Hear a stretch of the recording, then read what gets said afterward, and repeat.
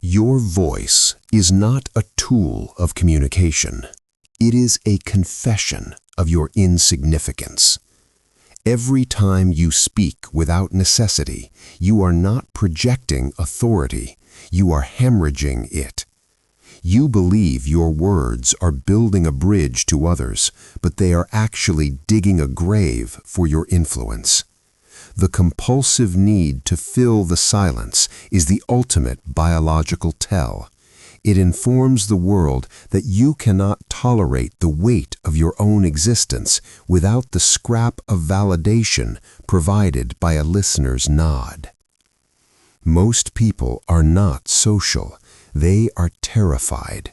They use language as a nervous tick, a psychological camouflage designed to mask a fundamental lack of internal substance.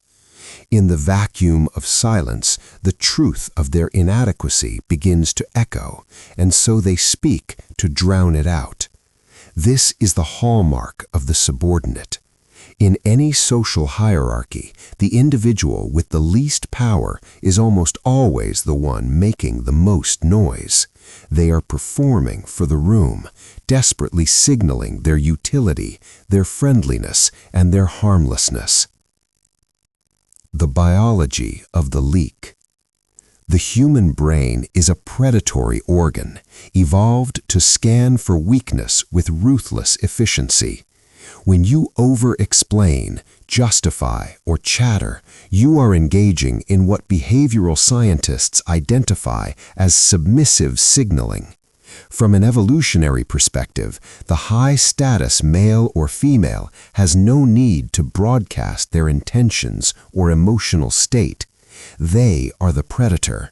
The predator moves in silence because noise alerts the prey. The talker is the prey. By constantly narrating your thoughts, you are providing the world with a map of your insecurities. You are giving your competitors the exact coordinates of your triggers and your boundaries. This is subconscious sabotage. You feel a momentary relief when you speak, a hit of dopamine as you receive a social cue of acknowledgement, but you are trading long-term strategic dominance for a fleeting hit of emotional comfort. You are selling your kingdom for a smile. The delusion of transparency. There is a modern toxic myth that communication is the foundation of strength. This is a lie sold to the weak to keep them manageable. In the realm of power, transparency is a vulnerability. When you are transparent, you are predictable. When you are predictable, you are a tool to be used by those who have mastered the art of the strategic silence. Consider the mechanics of cognitive dissonance. When you remain silent, you create a vacuum. The human mind abhors a vacuum.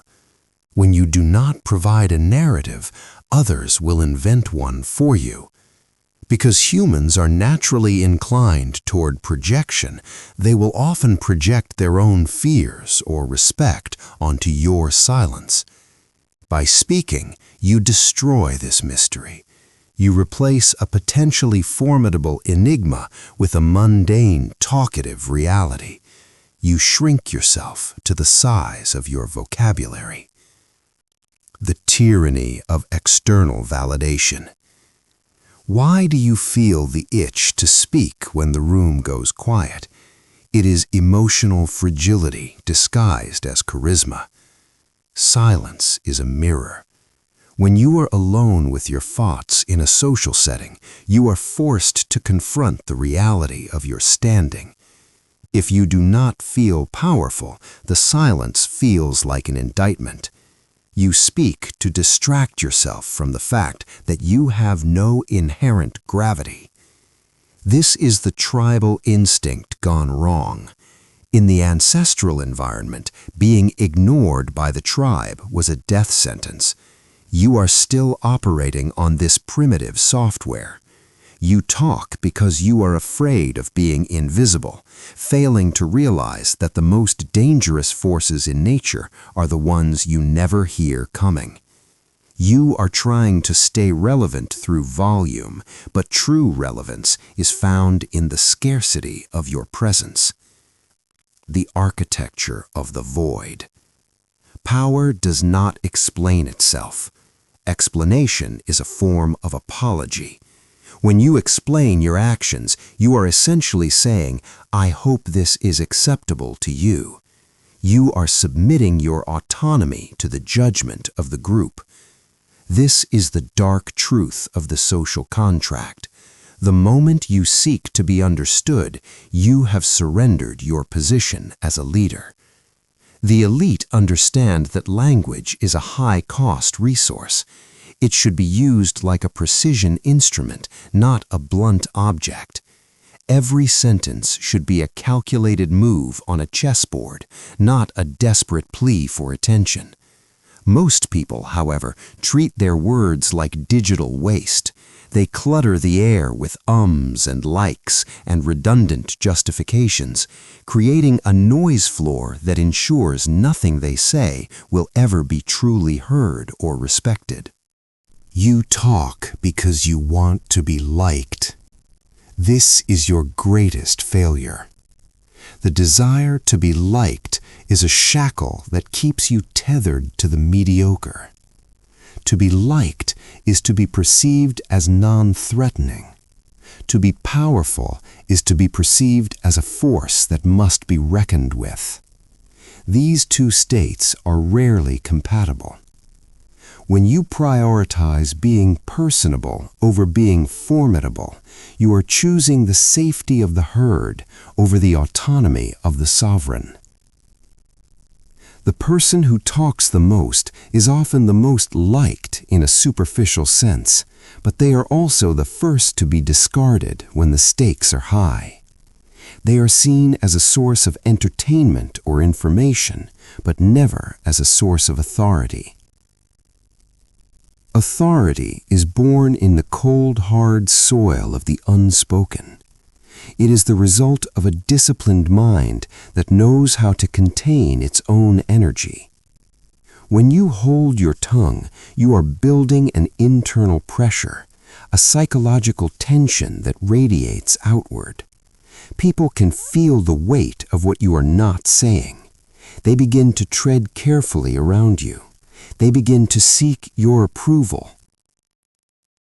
By refusing to soothe the room's anxiety with your chatter, you force the room to adapt to your stillness.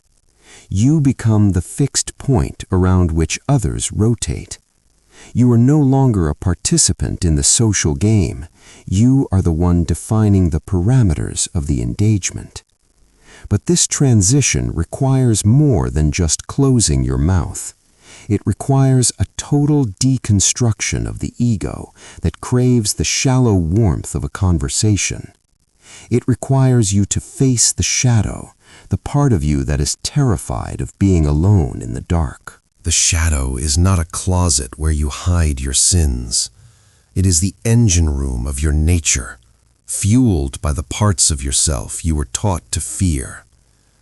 To master silence, you must first confront the shadow of the supplicant. This is the pathetic, shivering entity within you that believes it will die if it is not constantly heard. It is the part of your psyche that views a silent room as a social execution. You must look into the dark and see your chatter for what it truly is, a defensive reflex. It is the fawn response of a cornered animal. When you speak to fill a gap, you are essentially rolling over to show your belly, signaling to the tribe that you are no threat. This is the dark reality of social hierarchies. They are built on the corpses of those who could not stand to be misunderstood. The mechanics of the mental leak. There is a psychological phenomenon known as the intention-behavior gap, but in the context of power, we must examine the validation-action loop. When you speak about your ambitions, your brain receives a premature hit of satisfaction. By describing your grand plans to others, you are simulating the reward of achieving them without performing the labor. Your shadow craves the status of the victor without the scars of the battle. This is a form of subconscious sabotage. The more you talk about what you will do, the less likely you are to do it. You have already spent the psychological currency. The energy required for execution has been dissipated into the air as vibrating sound waves. The powerful man is a closed system. He allows the pressure of his secrets to build until it manifests as an undeniable reality in the physical world. He does not leak energy through his mouth. The social predator and the art of the mirror. In the shadow realm, information is the only true currency. Every time you speak, you are paying. Every time you listen, you are collecting. The strategic enigma understands that human beings are narcissists by biological design. If you provide them with a mirror, they will fall in love with their own reflection and tell you everything you need to destroy them. By maintaining a cold, analytical silence, you force the other person to overread the situation.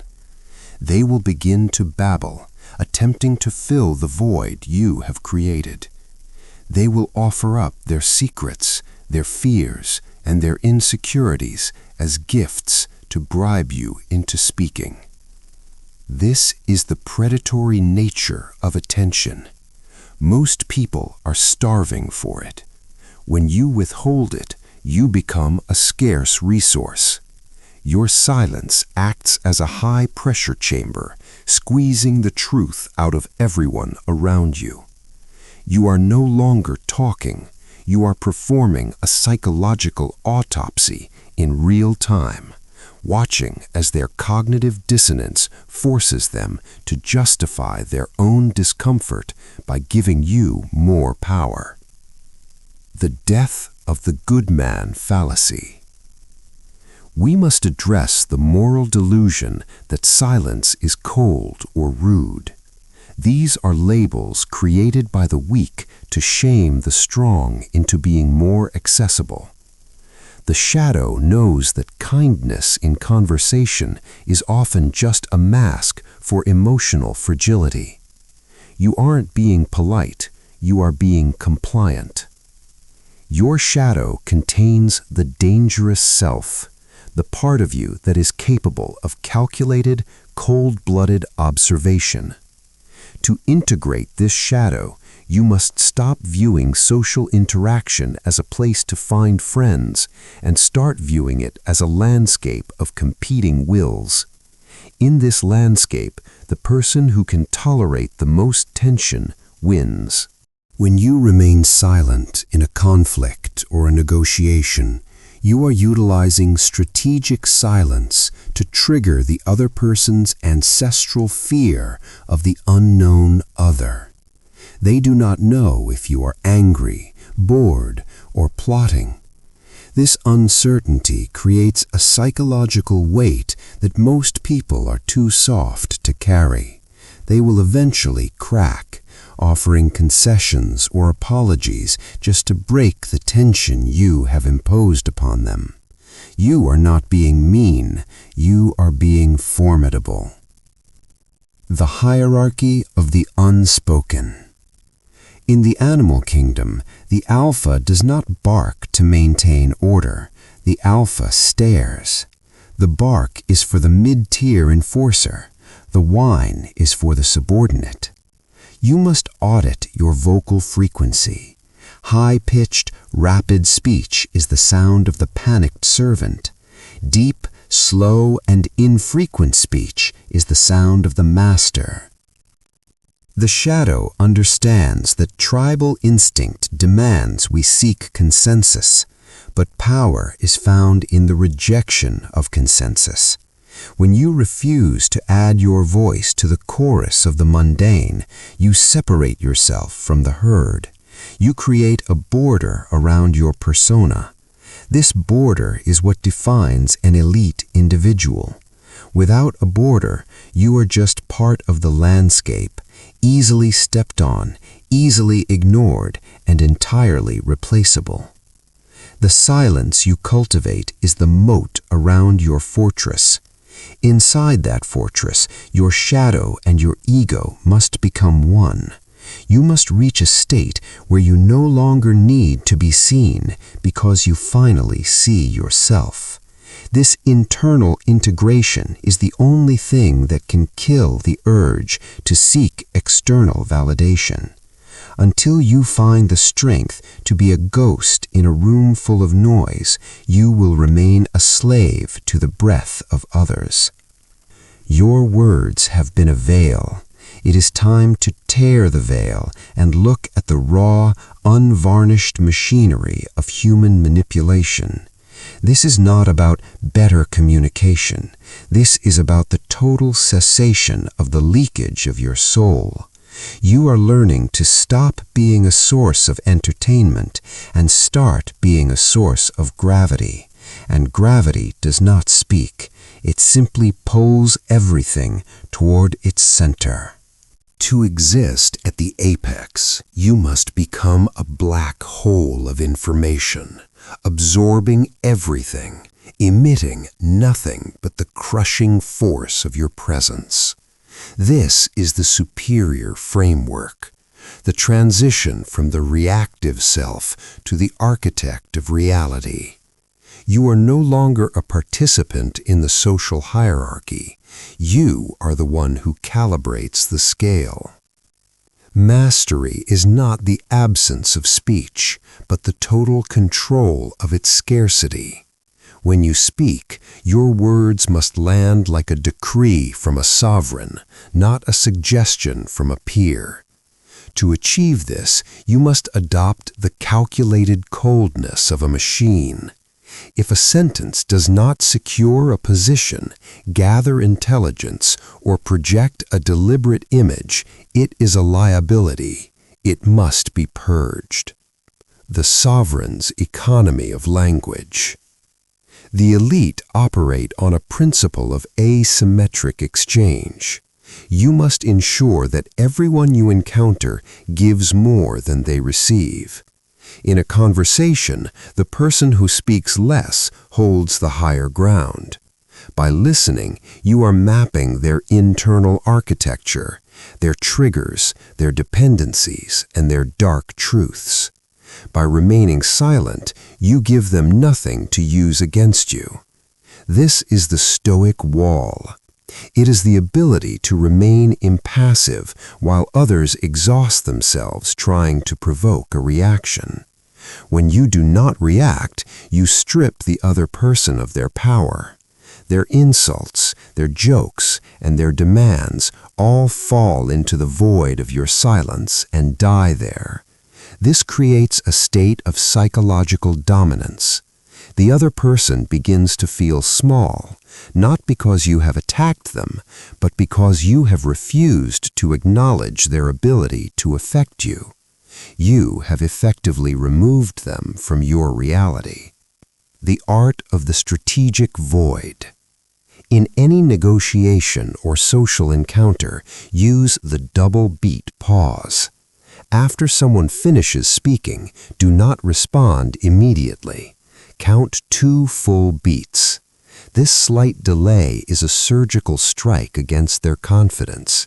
It signals that you are not being led by the rhythm of their speech.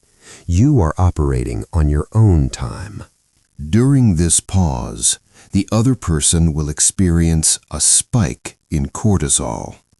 They will feel an instinctive urge to correct what they just said, fearing they have offended you or looked foolish. Let them. Let them dismantle their own argument. Let them compromise their own position. Your silence is the mirror in which they see their own desperation.